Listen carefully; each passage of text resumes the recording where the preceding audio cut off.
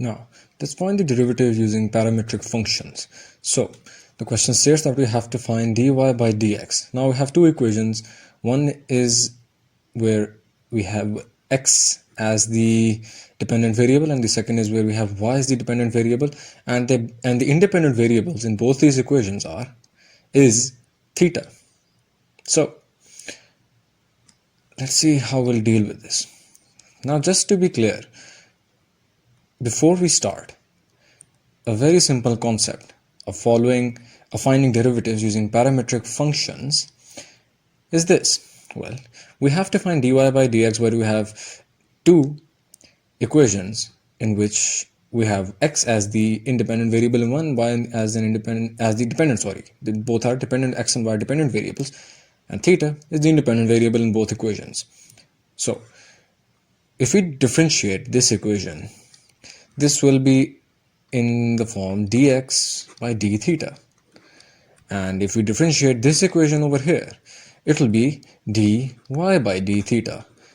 Because when we had equations in, for example, where y was on the left hand side and we had a function of x, for example, this here, on the right hand side, when we had to find the derivative of y with respect to x, we did dy by dx. So we'll find dx by d theta of this equation and dy by d theta of this equation in the similar manner that we did dy by theta of this equation. And then what we'll do is we'll take the reciprocal of this dx by d theta that we get, and then we'll multiply the two. So we'll basically multiply dy by d theta with d theta by dx, and obviously these two will cancel out, and then we'll have dy by dx. So this is the main approach that we'll have here. So differentiating with regards to theta, so we had this equation, the first one, and we'll basically take this theta over here to the numerator, and will become theta raised to the power minus 1. Simple. And then we'll apply the derivative dx by d theta, and since you have this positive sign over here, this theta and this theta raised to the power minus 1 will be differentiated separately and added up.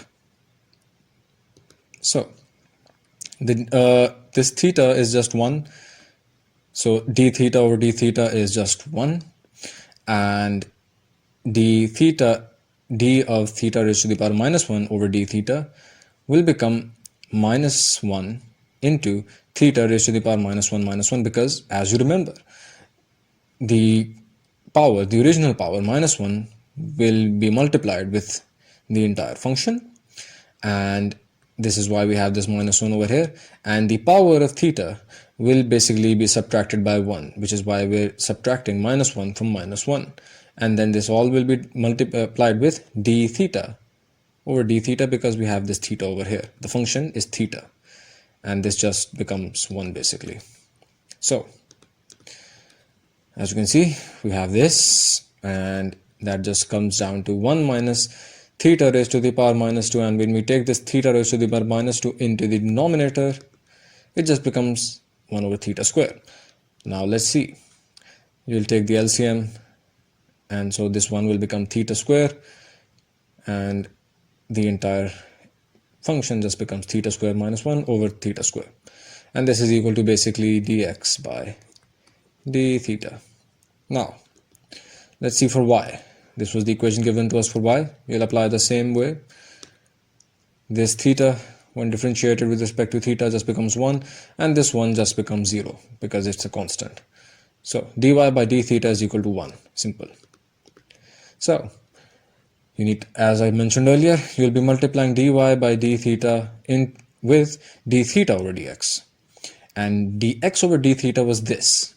You'll take the reciprocal, so d theta over dx will be equal to theta square over theta square minus 1.